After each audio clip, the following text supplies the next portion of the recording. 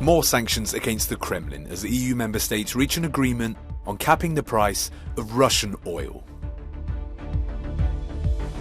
UK Prime Minister Liz Truss insists that she's up for the challenge despite protests during her address to the Conservative Party conference. Colombia's government and the country's largest remaining guerrilla group confirmed they will restart peace talks next month. Indonesian President Joko Widodo visits victims of Saturday's football crush and promises an audit of all stadiums to prevent such tragedies in the future. More EU sanctions against Russia. An agreement was reached Wednesday by all member states for a price cap on oil coming from Moscow. It comes in response to Vladimir Putin's latest actions after he illegally annexed 4 regions in Ukraine last week, declaring them part of Russia. The price cap range, where it starts and ends, still needs to be agreed between G7 countries and the EU, but for some MEPs, the show of Western togetherness is the most important thing. It's a big mistake to work alone. We need more Europe and less national interest. This is the key point. If we want to react against Putin, we need European solidarity, all together in defense of the international law. One of the key points of the agreement is to stop insurance and shipping companies from providing services to Russian tankers that carry oil exceeding a certain cost. Greece, Cyprus and Malta, all with large shipping industries, had been pushing back against the measures over the economic impact. However, they've been promised significant concessions to address their concerns. A monitoring system will now be set up to mitigate any adverse effects. In Greece, though, they're still waiting to see how the shipping industry reacts to the new sanctions. A big part of Russian oil is being transported through ships that belong to the Greek shipping industry. That's why I'm waiting for an answer to see if this aspect is beneficial to the impact of the sanctions and if it is in line with the Greek government. I want an answer not only from the Greek shipping industry that is involved in this transport, but also from the Greek government that approves of the sanctions.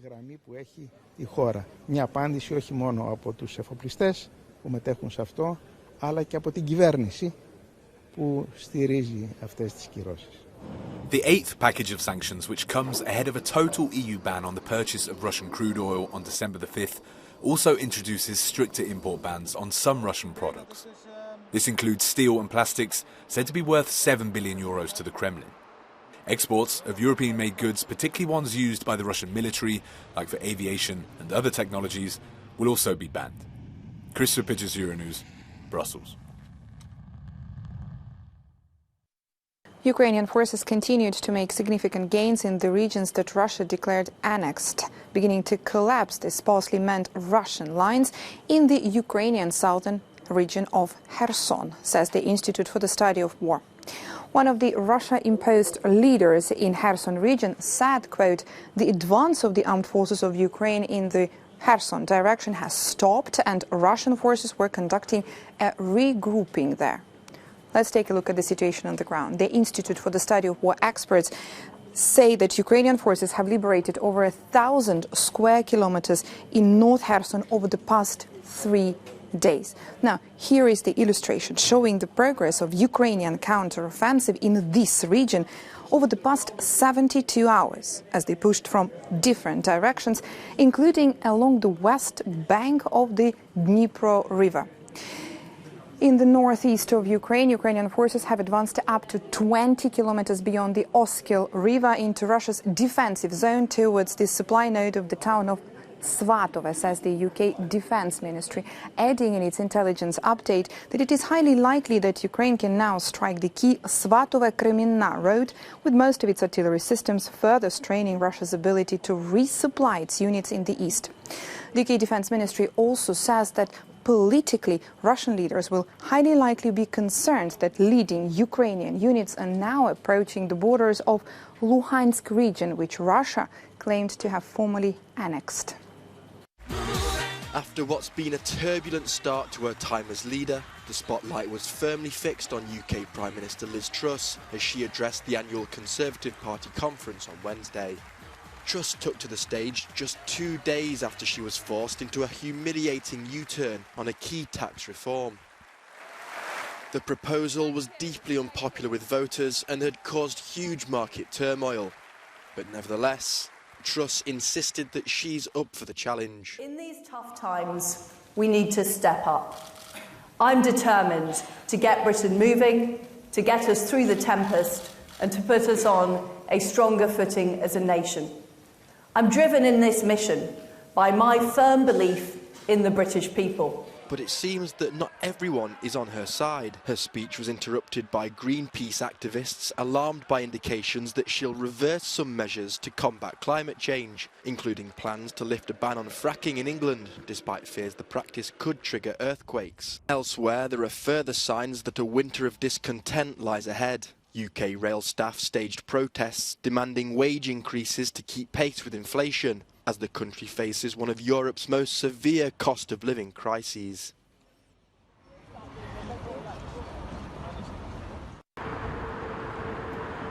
Russia's national energy company Gazprom has resumed gas supplies to Italy. The flow was initially stopped over the weekend due to regulatory changes in Austria, a country the fuel travels through. The Russian energy giant says it has now found a solution with its Italian customers. The CEO of Eni, an Italian oil and gas multinational, added that the suspension was not down to geopolitical constraints, but due to a monetary guarantee of around 20 million euros for the transport of gas from Austria to Italy that was not there before. The gas travels via Tarvisio in the northeast of Italy. Moscow and several European countries have been at loggerheads over the supply of natural gas from Russia since the country's invasion of Ukraine. Russian gas now accounts for only around 10% of Italian gas imports, down from around 40% prior to the war. Indonesian President Joko Widodo visited the survivors and the town where the football stadium crush happened on Saturday, killing at least 131 people. He's now promised an audit of all the country's stadiums. The tragedy happened after thousands of fans stormed the pitch. It was a match between two local rival teams in the city of Malang. In a panic to escape, people were trampled. Supporters of the home side, Arema FC, say police overreacted to the pitch invasion using excessive force. They've been accused of making the situation worse. The police has refuted this, saying several of their officers were also killed. Some of the victims include children. Candlelight vigils have been held in memory of those who died. All matches have been suspended, pending an inquiry. Widodo has also ordered compensation to be paid to all victims. Colombia's government and the country's largest remaining guerrilla group, the National Liberation Army, has announced that they will restart peace talks next month. At a meeting in the Venezuelan capital, Caracas, both sides agreed to resume talks after the first week in November. Previous talks were suspended in 2019. The statement adds that Norway, Venezuela and Cuba will be guarantor states. Dialogue started in 2016 under ex-President Juan Manuel Santos, who signed a peace treaty with the largest Marxist revolutionary armed forces of Colombia, a rebel group that subsequently laid down its weapons and created a political party. But those were called off in 2019 by Conservative then-President Iván Duque Márquez, following a car bomb attack on the police academy in Bogotá that left 22 people dead. President Gustavo Petro, who in August became Colombia's first ever leftist leader, had vowed to take a less bellicose approach to seeking an end to the violence wrought by armed groups, including both leftist guerrillas and drug traffickers.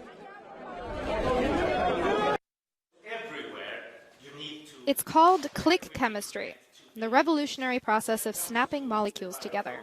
And it's earned a trio of scientists this year's Nobel Prize in Chemistry. Americans Carolyn Bertozzi and Barry Sharpless and Denmark's Morten Meldal were honored for developing click chemistry and bioorthogonal chemistry. Bertozzi gave her reaction by phone. In terms of applications, again, I think applications in the biotech industry, the pharmaceutical industry, and the development of new ways of treating diseases and diagnosing diseases, I think that these are areas that will be very strongly impacted by click chemistry, as they already have been. In a statement, the Nobel Committee said that click chemistry and bioorthogonal reactions have taken chemistry into the era of functionalism, bringing the greatest benefit to humankind. The Chemistry Prize is the third in a week of awards, following medicine and physics.